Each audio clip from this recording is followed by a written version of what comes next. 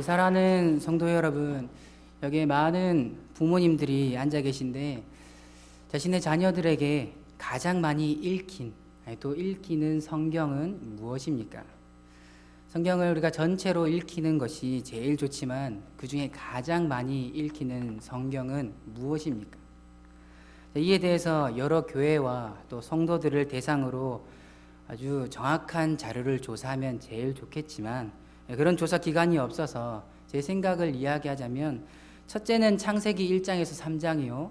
둘째는 잠언서가 아닐까 생각이 됩니다.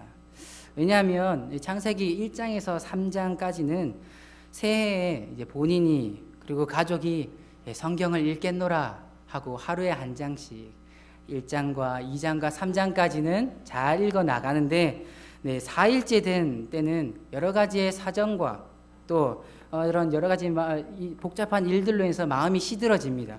그래서 우리가 가장 많이 읽히고 또 읽은 성경이 바로 창세기 3장 1장에서 3장까지입니다. 그렇지 않습니까? 저희 교회 우리 부산북교회는 더 많이 읽는 걸 제가 알고 있기 때문에 이렇게 이야기한 거고요. 그리고 나서 이제 많이 읽히는 것이 바로 잠언서입니다. 이건 왜 그렇겠습니까? 사실 이제 자식을 키우는 부모의 입장에서 우리의 자녀가 지혜롭고 또 명철함을 가지고 자라기를 바라고 소원하기 때문에 어떻게든 하루에 한 장, 하루에 잠언 한 장을 읽으라라고 많이 권면을 합니다. 지혜서에 해당하고 또 세상에 여러 지혜들이 들어있는 이 잠언을 많이 좀 읽히는 것 같습니다. 물론 잠언을 읽고 묵상하는 자체는 분명히 권장할 만한 일입니다. 성경 한 장을 읽는 것이 너무나 바쁘고 힘겨운 세상에서 하루에 한 장씩 이 31일 동안 한 달 동안 이 잠언을 읽게 한다는 것은 나쁘지 않습니다. 그러나 여기서 우리가 고민해 봐야 할 문제가 무엇이냐면 정말 잠언이 우리가 생각하는 그런 지혜를 가르쳐 주냐라는 겁니다. 우리는 종종 지혜를 지식과 같은 단어로 오해를 합니다. 그래서 지혜로우면 공부도 잘하고 또 지혜로우면 우등생이 되며 또 지혜로우면 좋은 대학과 좋은 직장에 취직될 것이라는 기대를 합니다. 그런데 여러분, 죄송하지만 지혜는 결코 세상적인 성공과 출세를 위한 수단이 아닙니다. 또한 이 지혜는 공부 잘하는 비법을 의미하지 않습니다. 공부 잘하는 비법은 학교나 학원에서 가르쳐주는 기술이고 지식입니다. 잠언은 지식이 아닌 지혜를 가르치는 책입니다. 그렇다면 여러분, 과연 지혜는 무엇입니까? 간단히 말해서 이것은 삶을 항해하는 능력입니다. 예를 들어서 배가 바다를 항해한다고 가정해 보시기 바랍니다. 이 배를 항해할 때에 언제나 날씨는 맑음에 있지 않습니다. 항해를 하는 도중에 맑은 날이 있을 수 있고 흐린 날이 있을 수 있고 비 오는 날, 태풍 치는 날 등등 수많은 상황에 직면합니다. 그때에 직면한 그 난관을 여유로이 극복하게 하는 힘이 바로 이 지혜라는 겁니다. 세상의 난관을 극복하고 여유롭고 현명하게 대처할 수 있는 힘이 지혜인데, 특별히 우리가 오늘 읽은 이 잠언의 말씀은 말하는 지혜는 하나님과 관련한 지혜, 다시 말해서 모든 것을 이겨낼 수 있는 근원이 하나님으로부터 온다는 그 사실을 말하고 있습니다. 그래서 이 잠언의 지혜는 신적이며 또 생동감이 있고 살아 숨쉬는 역동적인 지혜입니다. 우리는 이 지혜에서 잠언을 통해 단순히 지식이 똑똑해지는 것과는 비교할 수 없는 이 하나님의 지혜, 삶의 도리를 깨닫게 되는 것이죠.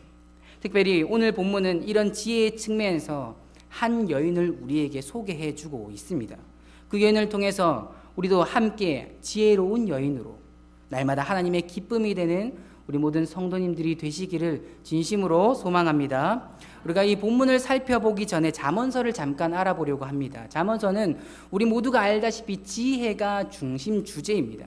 하지만 이 두루뭉실하게 지혜를 설명하지 않고 대부분 상황과 관련한 아주 세밀한 행동을 통해서 설명하고 있습니다. 자녀 교육, 또 부부 관계, 대인 관계 등 셀 수 없는 상황과 관련한 주옥 같은 말씀들이 등장합니다. 이런 잠언의 다양함 속에서 잠언을 꿰뚫는 중심 주제가 하나 있습니다. 잘 아시는 말씀이지만 잠언 1장 7절을 우리 함께 읽어보도록 하겠습니다. 잠언 1장 7절입니다. 시작. 여호와를 경외하는 것이 지식의 근본이거늘 미련한 자는 지혜와 훈계를 멸시하느니라. 아멘. 무엇이라 말씀하고 있습니까? 하나님을 경외하는 것이 지혜의 근본이라고 말씀하고 있습니다. 그리고 참 지혜를 설명하기 위해서 주로 사용하는 소재들이 있는데 그것이 바로 여인입니다. 잠언이 어떻게 사용하는가 하면 지혜로운 여인과 그리고 미련한 여인을 대조하여서 참 지혜가 무엇인지를 말씀하고 있습니다. 그래서 앞서 말씀드린 중심 주제를 가지고 하나님을 경외하지 않고 음란하고 악을 행하는 여인을 악한 계집, 이방 계집, 음녀, 미련한 여인이라 표현하면서 하나님 경외라는 지혜의 본질을 계속해서 교훈해주고 있습니다. 오늘 잠언의 말씀도 이런 지혜로운 여인, 현숙한 여인에 관한 교훈으로 또한 끝을 맺고 있는 것이죠. 그렇다면 이제 현숙한 여인이란 과연 어떤 여자일까요? 잠언 31장 1절의 말씀대로 르무엘 왕의 어머니가 그 아들에게 주는 잠언입니다. 고대 왕을 한번 생각해 보시기 바랍니다. 그들은 한 부인 외에 많은 후궁들을 두고 있습니다.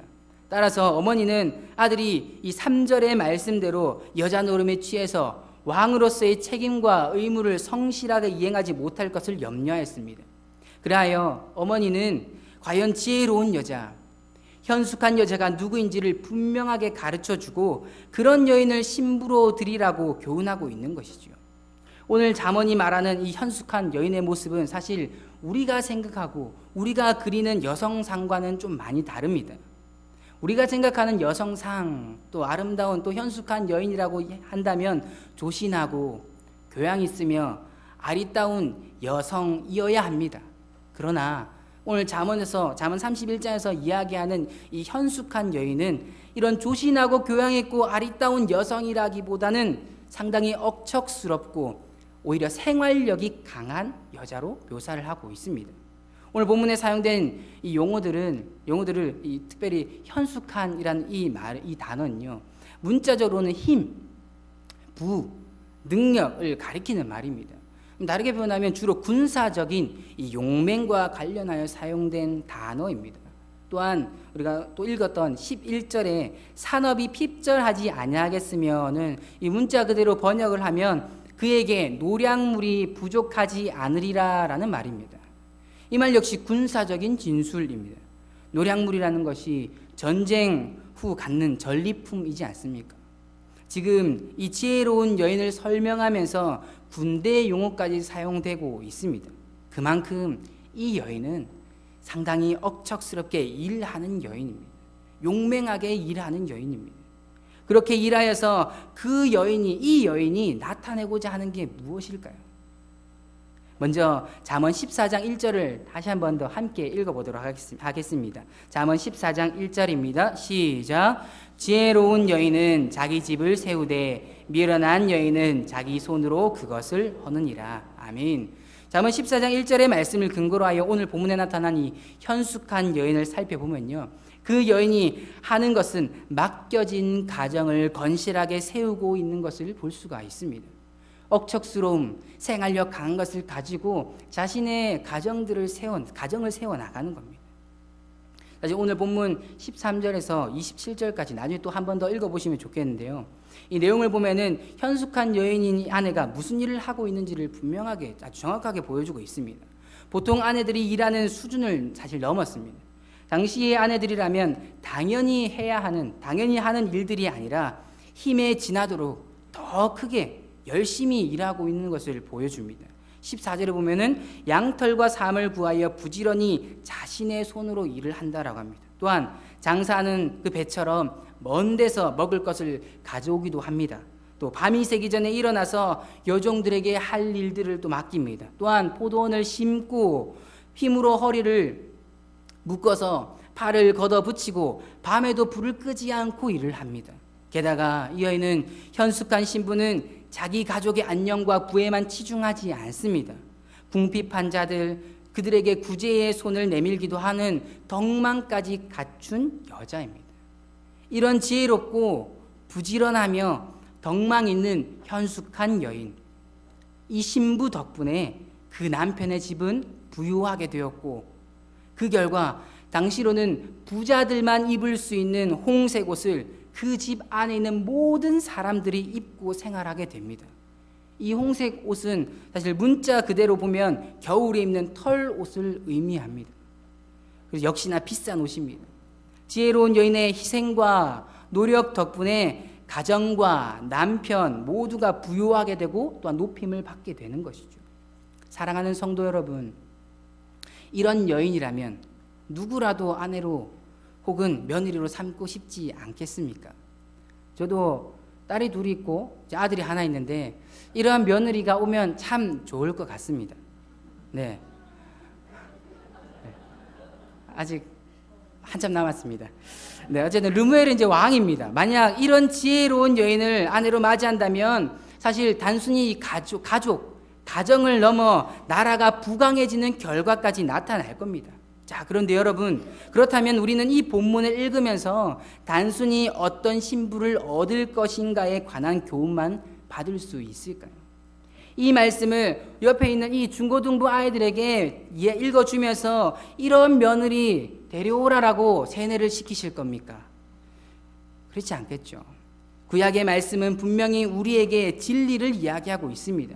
단순한 중매의 기술, 배우자의 선택의 기준만을 말하고 있지 않다라는 겁니다. 성경의 진리는요, 예수님을 통해서 볼 때 확실히 그리고 분명하게 이해가 가능합니다. 사랑하는 여러분, 나중에 에베소서 5장 22절에서 33절을 한번 살펴보시기 바랍니다. 에베소서 5장 22절에서 33절의 본문은요, 바울이 남편과 아내에 관한 권면을 합니다.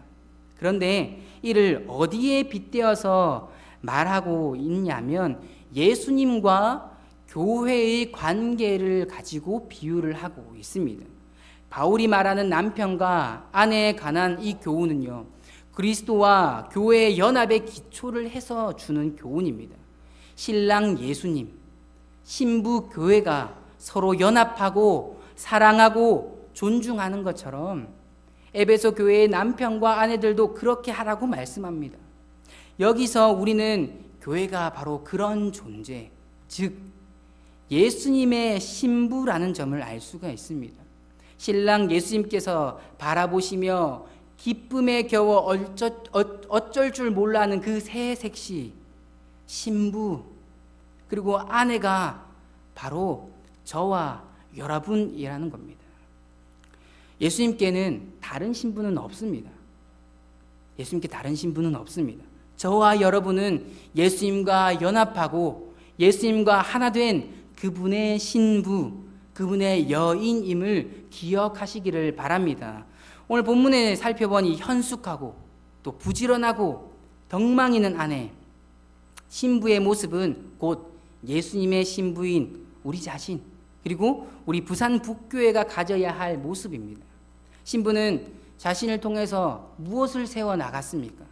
가정을 세워나갔습니다. 좀 다르게 표현하면 교회를 세워나갔습니다. 자신의 손으로 길쌈도 하고 길쌈한 것으로 장사도 하고 먼 데서 양식 가져오고 가정에, 그리고 그 모든 집안 사람들에게 그것도 나눠줍니다. 자기 손으로 일한 것을 가지고 밭을 사고 포도원을 일구고 자신의 손으로 솜을 잡고 밤에 등불도 끄지 않은 채 일을 합니다. 이렇게 하니 집은 부요하여지고 자녀들은 부모에게 감사하며 남편은 아내를 향해서 칭찬합니다. 왜 그럴까요? 그녀를 통해서, 이 현숙한 여인을 통해서 가정이 부유해지며 올바르게 세워나가고 있기 때문입니다. 마찬가지로 남편이신 예수님의 나라, 그리고 하나님의 나라, 천국이 이 땅 가운데 충만해지고 부요해지는 것은 다름 아닌 신부인 우리들이 얼마만큼 열심히 일하느냐에 달려 있습니다. 교회가 얼마나 덕을 행하고 남편을 흡족하게 하려고 노력하느냐에 달려 있습니다. 잠언 31장 23절을 우리 함께 읽어보겠습니다. 잠언 31장 23절입니다. 시작. 그의 남편은 그 땅의 장로들과 함께 성문에 앉으며 사람들의 인정을 받으며. 아멘. 남편이 장로들과 더불어 성문에 앉아 있을 때에 다른 사람들로부터 인정을 받는다라고 합니다. 자, 여기서 성문에 앉아 있다라고 하는 것은 그만큼 권위 있게 되었다라는 것과 똑같습니다. 이 모두가 아내의 내조 덕분입니다. 남편 예수님, 우리 신랑이신 주님께서 이 땅 가운데에 높임을 받으시고 만유와 교회의 주님으로 칭송받고 인정받는 것은 전적으로 아내가 세상에서 어떻게 행하는가에 달려 있다라는 겁니다.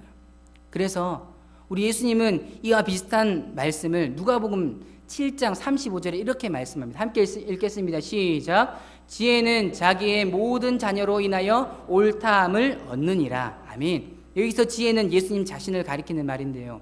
그분은 자신의 자녀들, 또 다른 측면에서는 예수님의 신부인 성도들을 통해 옳다 인정함을 또 덕망 있다 칭송받는다는 말씀입니다. 이렇게 신랑을 위해 신부된 교회가 열심히 선한 일을 한다면 하나님의 나라가 부요해질 뿐만 아니라 예수님은 교회를 향해서 이렇게 말씀하실 겁니다. 29절입니다. 제가 읽어드리겠습니다. 덕행이는 여자가 많으나 그대는 모든 여자보다 뛰어나다 하느니라. 아멘. 우리 예수님께서 신부 교회를 향해, 신부인 우리들을 향해서 최상의 칭찬과 격려를 아끼지 않으실 것입니다. 이것이 얼마나 설레고 얼마나 기쁘고 얼마나 좋은 일입니까? 사랑하는 성도 여러분, 오늘 오후 우리는 신랑 예수님께서 신부 교회인 우리에게 남편을 위해 최선을 다해 덕을 행하라고 권면하십니다. 뿐만 아니라 여호와를 경외하는 신부는 그 남편으로부터 칭찬을 받는다라고 말씀합니다. 우리가 신부인 우리들이 이 땅에 살아가면서 신랑을 위해서 무엇을 해야 하겠습니까? 가장 먼저는 첫 번째로는 이겁니다. 하나님께서 우리에게 맡겨주신 교회를 잘 다스리고 섬겨야 합니다. 현숙한 여인이 남편을 위해 모든 일을 맡아 가정을 올바르게 세우고 부유하게 한 것과 같이 우리도 맡은 직분과 자리에서 최선을 다해서 섬겨야 합니다. 이것이 참으로 남편을 기쁘게 하고 교회를 부유하게 하는 일입니다. 또한 맡은 일에 책임감을 갖고 성실히 해나가는 것, 그것이 억척스럽고 생활력 강한 현숙한 여인의 모습이며 우리의 모습이 되어야 하는 겁니다. 하나님께서 피값으로 세우신 교회의 목사로, 장로로, 집사로, 여느 직분자로, 또 청지기로 우리를 불러주셨습니다. 또한 그들을 세워주셨습니다. 세워주신 그곳에서 신랑 되시는 하나님을 위해, 또 그 가정을 위해 자신의 손으로 성실하게 일하고 부지런하게 일하며 교회가 잘 세워지며 부유해지도록 해야 하는 것입니다. 그러기 위해서는 맡겨진 직분이 무엇인지 우리는 분명하게 알아야 합니다. 마치 현숙한 여인이 자신이 해야 할 일이 무엇인지를 분명히 알고 자신의 손을 쉼 없이 또 부지런하게 움직였던 것처럼 우리도 동일하게 우리가 맡은 직분이 무엇인지를 분명하게 알고 그 맡은 직분에 맞추어 움직여 나가는 것이 우리 신부인 우리들이 해야 할 일이라는 겁니다. 우리가 하나님의 몸된 교회를 올바르게 세우기 위해서, 하나님의 교회를 건강하게 세우기 위해서, 하나님께서 맡겨주신 내 가정을 바르게 세우기 위해서는 내 직분이 해야 할 일이 무엇인지를 분명히 알아야 합니다. 또한 그것을 배우기 위해서 늘 힘써야 합니다. 이를 통해서 정말 우리 교회가 이러한 일들을 계속해서 감당하고 배우고 힘써 알아감을 통하여서 맡겨주신 가정, 하나님께서 맡겨주신 이 교회를 잘 세워나가는, 주를 경외하는 우리 모든 성도님들이 되시기를 진심으로 소망합니다. 두 번째는 신랑을 위해 신앙의 자녀들을 낳고 양육해야 합니다. 현숙한 여인은 모든 일들을 하면서 자신의 자녀들도 낳습니다. 아주 짧게 이 부분에 대해서 말씀하고 있는데 28절에 이렇게 말씀합니다. 그의 자식들은 일어나 감사하며. 이것을 세번역 성경은 이렇게 기록합니다. 자식들도 모두 일어나서 어머니의 업적을 찬양하고. 아내의 가장 주된 역할이 무엇이겠습니까? 가정을 위해 최선을 다하는 것도 있습니다. 그런데 더 중요한 것은 아이를 낳고 양육하는 일입니다. 하나님께서 하와에게 이 심판을 내리실 때에 자녀를 낳지 못하도록 하지 않으셨습니다. 오히려 자녀를 낳도록 하셨습니다. 자녀는 낳지만 고통을 겪게 될 것이라 말씀하셨죠. 하나님께 죄를 범한 하와는 아이를 낳으면서 그 죄로 인한 비참을 깨닫게 됩니다. 그 고통을 겪은 후에 자신의 자녀를 어떻게 기르게 키우겠습니까? 하나님의 자녀로 키우기 위해 최선을 다하지 않겠습니까? 하나님의 신부인 저와 여러분들도 마찬가지입니다. 우리가 해야 할 일은 이 교회에서 신앙의 자녀들을 낳고 양육해야 하는 겁니다. 가인이 아니라 아벨을 낳고 길러야 하고, 함이 아니라 셈을 낳고 길러야 합니다. 또한 이스마엘이 아니라 이삭을 낳고 길러야 하며, 에서가 아니라 야곱을 낳고 길러야 합니다. 종교개혁자 칼빈은요, 교회를 향해서 무엇이라고 이야기하는가 하면 신자들을 낳고 품고 기른 어머니라고 말합니다. 이에 대해서 기독교 강요에서 이렇게 기록합니다. 제가 읽어드리겠습니다. 앞에 보시면 됩니다. 하나님께서는 그의 자녀들을 교회의 품속으로 모으셔서 유아와 어린아이의 상태에 있는 동안 교회의 도움과 사역을 통하여 그들을 기르실 뿐 아니라 또한 그들이 장성하여 마침내 믿음의 목표에 도달하기까지 어머니와 같은 보살핌을 통하여 인도하시기를 기뻐하시는 것이다. 기독교 강요에서 이렇게 이야기합니다. 현숙한 아내는 하나님의 신부인 우리는 믿음의 자녀를 낳고 믿음의 자녀를 기르는 일에 최선을 다해야 합니다. 자녀를 낳고 기르는 일은 사실 쉽지가 않습니다. 저도 이제 3명의 자녀를 낳고 기르는데요, 날마다 전쟁입니다. 정말 어렵습니다. 이 아이가 이제는 신앙의 모습을 정말 갖추면서 자라게 하는 것조차 쉽지가 않습니다. 그러나 그들이 하나님 앞에 믿음의 장성한 분량을 가질 수 있도록 계속해서 힘을 써야 하며 기도로 협력해야 합니다. 여기서 말하는 이 자식은요, 단순히 여기 있는 이 다음 세대들만을 이야기하지 않습니다. 믿음의 장성한 분량으로 아직까지 자라지 못한 모든 사람들을 포함하는 겁니다. 이들을 위해서 먼저 부지런히 하나님을 경외하며 예배하는 모습을 우리가 보여주어야 합니다. 우리가 먼저 모범이 되고 우리가 먼저 그 모습을 보여주어야 그 모습을 보고 그들이 믿음의 장성한 분량으로 조금씩 자라게 되는 겁니다. 그리고 이들을 위해서 먼저 부지런히 하나님의 말씀을 읽고 마음에 새겨야 합니다. 부지런히 주의 법들을 지키며 교회의 법들을 지켜 나가야 합니다. 그래서 이러한 모습이 교회는 물론이거니와 가정에서 또 여러분들이 속한 모든 영역 속에서 이러한 모습들이 나타나야 합니다. 그럴 때 신앙의 자녀들, 신앙의 사람들을 낳고 기르게 되며 그로 인해 교회는 염려가 없으며 든든하게 세워지게 됩니다. 그리고 최종적으로는 신랑이신 주님으로부터 아주 큰 칭찬을 받게 되는 것입니다. 이러한 일들이 정말 우리 부산 북교회 가운데 가득 넘치기를 진심으로 소망합니다. 이외에 현숙한 여인은 자신의 손으로 수고한 모든 것을 가지고 자신의 가족만 배부르게 하는 것이 아니라 자기의 여종을 포함한 자기 집안 모든 사람들을 배부르게 하고 추위로 인한 걱정을 없게 합니다. 거기서 더 넘어서 자기의 손으로 수고한 모든 것을 가지고 공고한 자들과 궁핍한 자들을 위해서 손을 내밀고 그들 또한 걱정 없도록 하는 구제를 나타냅니다. 남편이 되시는 하나님을 경외하기 때문에 아내인 이 현숙한 여인은 그분을 기쁘시게 하기 위한 일들을 충실하게 감당하는 것입니다. 사랑하는 우리 성도 여러분, 또한 하나님을 경외하는 우리 신부 되시는 여러분, 우리 남자들도 신부입니다. 예수님의 신부입니다. 그걸 잘 기억하시기 바랍니다. 하나님을 경외하는 우리 신부인 여러분, 현숙하고 지혜롭게 행하여 남편이 이 성문에서 인정을 받게 하는 우리 모두가 되기를 진심으로 소망합니다. 열심히 직분을 감당하고 신앙의 자녀를 낳고 기르는 일, 구제하는 일을 잘 감당함으로 우리 남편, 정말 우리가 가장 사랑하는 예수님께서 모든 사람들로부터 인정받게 하는 모두가 되기를 소망합니다. 남편의 인정과 출세야말로 아내의 기쁨이 아니겠습니까? 그것이 정말 우리의 기쁨이 아니겠습니까? 주님이 높임받을 때 그야말로 신부된 우리는 최상의 기쁨을 누릴 수 있습니다.